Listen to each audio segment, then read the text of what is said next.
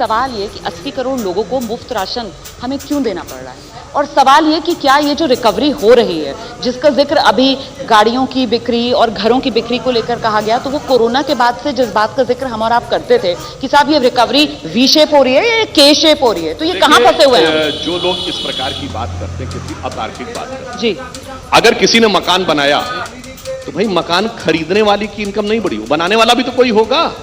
Job नहीं create हुए। 37 kilometre per day सड़क बनी तो एक्सप्रेस वे पे चलने वाले ये करें ना कि वो बड़ा व्यक्ति जो गाड़ी से चल रहा है उसी का नहीं, भाई बनाने वाले को भी तो नौकरी मिली है भाई। अगर 70 एयरपोर्ट बने हैं तो एयरपोर्ट में कार्गो हैंडलिंग से लेकर कंस्ट्रक्शन तक का कोई काम नहीं हुआ है। अगर मान लीजिए मोबाइल मैन्युफैक्चरिंग की इतनी यूनिट्स बनी है तो बनाने वालों का कोई वो नहीं है, कहां से बन रहे हैं? 4 करोड़ गरीबों को आवास भी मिले तो 4 करोड़ मकान भी तो बने हैं भाई। इसलिए मैं कह रहा हूं चश्मा उतारो फिर देखो यारो, दुनिया नहीं है चेहरा पुराना। तो मतलब महिला, किसान, युवा, गरीब, सबका कल्याण, यही है गारंटी वाला बजट। सुप्रिया जी, सबका कल्याण हो रहा है और अर्थव्यवस्था मात्र 4% पे बढ़ रही है औसतन 4 साल की। ऐसा क्यों है?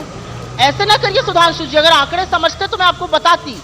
आंकड़े ये हैं कि पिछले 4 साल में 3.8% ग्रोथ रेट है आपकी औसतन। ये आपकी सरकार के आंकड़े हैं, आरबीआई के आंकड़े हैं, government of India finance ministry के आंकड़े हैं। इधर उधर के आंकड़े लेकर नहीं आई हूं। देखिए ऐसा है, बोलते बोलते बहुत बोल गए, बोलते बोलते बोले हम लाभार्थी की एक कैटेगरी बना रहे हैं। कृष्ण करे तो लीला, हम करें तो पाप, दूसरा आदमी करे तो वो रेवड़ी बांट रहा है, हम रबड़ी अपने मित्रों को बांटे तो कोई दिक्कत नहीं है। लाभार्थी हम बुलाएंगे और रबड़ी खिलाएंगे अपने मित्रों को। मैंने आपसे कहा ना विरोधाभास है। विरोधाभास क्यों है? फिर से याद दिलाती हूँ। विरोधाभास इसलिए लग्जरी विला बन रहे हैं, वो बिक रहे हैं, अच्छी बात है। आपने इस देश के करीब 3% लोग इनकम टैक्स पे करते हैं। आपने पिछली बार इनकम टैक्स स्लैब को बढ़ाया, कुछ लोगों को जरूर राहत मिले। इस देश का औसतन आदमी जीएसटी देता है और इस क्राउड के लिए, आपके व्यूअर्स के लिए बता दूं, 50% जीएसटी। 50% लोग जो नीचे के तबके के हैं वो 64% जीएसटी दे रहे हैं। आप ये सोच लीजिए, मतलब देश के सबसे अमीर आदमी जो नरीमन पॉइंट पर बड़ी सी कोठी में रहते हैं और यहां पर पुरानी दिल्ली में रिक्शा चलाने वाला भी एक लेवल ऑफ जीएसटी दे रहा है। ये आर्थिक असमानता है। जिस आईएमएफ को बार बार कोट करते तो पूरा कोट किया करिए। आईएमएफ ने क्या कहा है? Income inequality in India is the biggest red flag. लेकिन उसको ये नहीं मानेंगे, क्योंकि जब आज वित्त मंत्री ने बड़ी एक इंटरेस्टिंग चीज करी और वो डेटा मैं लेकर आई हूँ, आपके एक कंपेटिटर ने चलाया था, उनका नाम नहीं लूंगी जी, लेकिन ये डेटा बड़ा इंटरेस्टिंग लगा तो मैंने सोचा ये लेकर चलती हूँ। वित्त मंत्री का एक वर्ड क्लाउड सर्वे आया, उन्होंने किन शब्दों का कितना प्रयोग, ठीक है। प्रधानमंत्री 42 बार बोला, टैक्स 42 बार बोला, गवर्नमेंट 26 बार बोला, भारत 24 बार बोला, अच्छा था। फार्मर 15 बार बोला, जीएसटी 11 बार बोला, मछली भी 4 बार बोल दिया, लक्षद्वीप भी बोल दिया, वंदे भारत भी बोल दिया। 2 शब्द सुनाई नहीं दिए, जॉब्स और एम्प्लॉयमेंट, एक बार भी नहीं बोला। आज की स्थिति में ये जो युवा आपके सामने बैठे हैं, इनकी क्या प्राथमिकता है? आप हाथ उठवा कर देख लीजिए, इनकी क्या प्राथमिकता है? इनकी प्राथमिकता है कि नौकरी बने, और नौकरी बनना कोई इनकी भलाई नहीं है, नौकरी बनना अर्थव्यवस्था के लिए जरूरी है। It's a virtuous cycle. अगर आपकी नौकरी होगी तो आप ज्यादा खर्चा करेंगे, उपभोग बढ़ेगा, उपभोग बढ़ेगा तो कंपनियां निवेश करेंगी, निवेश करेंगी, ज्यादा लोगों को। पिछली बार के मुकाबले 11% कैपिटल एक्सपेंडिचर में इजाफा हुआ है।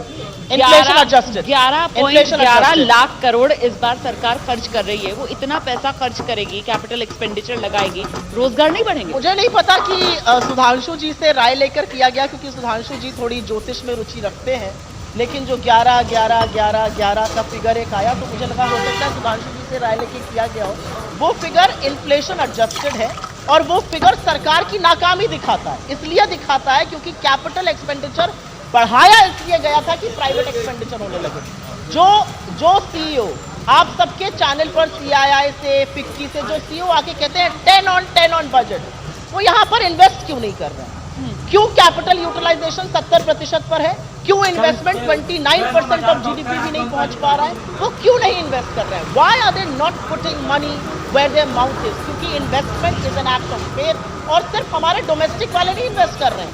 एफडीआई जिसका खूब सीना ठोकते थे ये लोग, 3 साल से गिर रहा है और अभी 16 साल के सबसे निचले स्तर पर एफडीआई है। सवाल पूछिए इन बातों किस का। आधार पे बोलते हैं? एफडीआई ऑल टाइम हाई है, $70 बिलियन का एफडीआई इस साल है, $46 बिलियन का। इसलिए मैं कह रहा हूं भाई 3.2% की कहां ग्रोथ रेट है भारत में भाई?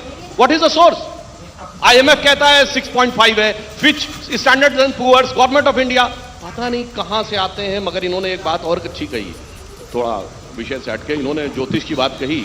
तो अभी श्री राम जन्मभूमि का जब प्राण प्रतिष्ठा हुई थी तो लोग मुहूर्त बहुत बताते थे, मुहूर्त ठीक नहीं है।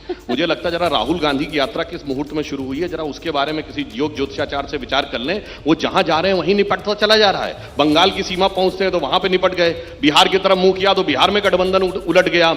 इसलिए मैं कह रहा हूं आप लोग वास्तविकता को जमीन में देखना शुरू करिए। ये सब इधर उधर के सुने सुनाए आंकड़ों और डाटों के ऊपर मत बात करिए।